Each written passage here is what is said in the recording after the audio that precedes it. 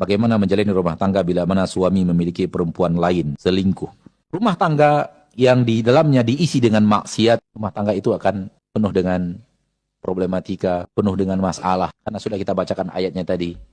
Wa man a'rada 'an dzikri fa inna lahu ma'isyatan dhank. Dan yang saya paham dari pertanyaan lagi di bawahnya, yang saya paham dari pertanyaan itu yang haram, dengan cara yang haram. Selingkuhan dengan cara yang haram, bukan sesuatu yang diizinkan syariat. Maka ini harus diselesaikan dalam arti kata, lelaki itu, suami itu harus berhenti dari yang haram itu. Selesaikan berdua berumah tangga, sampaikan baik-baik. Kalau memang berdua tidak selesai, itu yang kita katakan tadi. Berarti perlu mencari orang yang ketiga. Sudah kita bahas. Kalau berdua tidak selesai, si suami tidak kunjung meninggalkan yang diharamkan itu. Seorang istri sudah berusaha untuk menebalkan pakaiannya setebal-tebalnya supaya tak tembus aurat ini diketahui oleh orang lain, aib ini diketahui oleh orang lain. Tak bisa juga. Bicara sudah, diskusi sudah berkali-kali, sudah berbulan-bulan, sudah masuk hitungan tahun. Sepertinya berdua tidak bisa selesai. Jadi orang yang ketiga, yang Anda dan suami menghadap, usahakan utama sekali kalau ada adalah orang yang masih keluarga kita, supaya dia juga tidak menaib itu kepada orang lain karena masih keluarganya. Kalau ataupun tidak, kita sudah katakan tadi, cari orang yang berilmu, cari orang yang harif dan bijak, menjaga rumah tangga, menjaga rahasia rumah tangga yang akan kita sampaikan dari aib rumah tangga kita kepada. Ini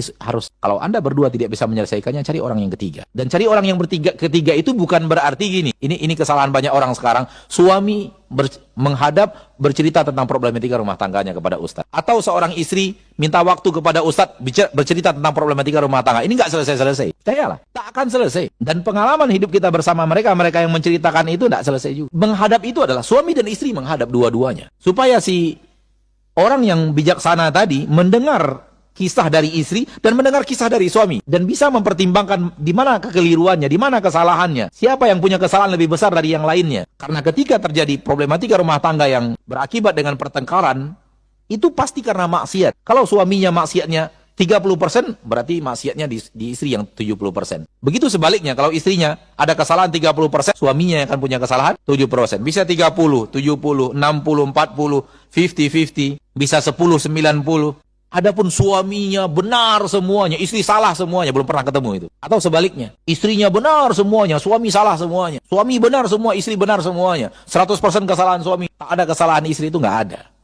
Kalau benar, itu ada kebenaran sekian persen milik suami, sekian persen milik istri. Kalau ada kesalahan sekian persen milik suami, sekian persen milik istri, akan seperti itu. Maka solusinya kalau tidak bisa berdua seperti yang tadi kita katakan, sudah tidak bisa ditutup, sudah masalah itu sudah terlalu berat dan usaha untuk tetap menyelesaikan berdua tak kunjung usai, maka berarti Anda berdua butuh orang ketiga. Anda berdua butuh orang yang ketiga. Cari orang yang seperti yang tadi kita katakan, ma'asyiral muslimin, ma'asyiral muslimat rahimani wa rahimakumullah, dan menghadap berdua. Minta kepada suami untuk mau menghadap supaya masalahnya selesai, ya. Adapun perceraian dihalalkan syariat, tapi itu solusi terakhir. Lebih mirip kepada pintu emergensi, sehingga nggak kunjung juga. Udah ada orang yang ketiga, tak kunjung juga. Ada yang ketiga yang berikutnya untuk nggak kunjung selesai.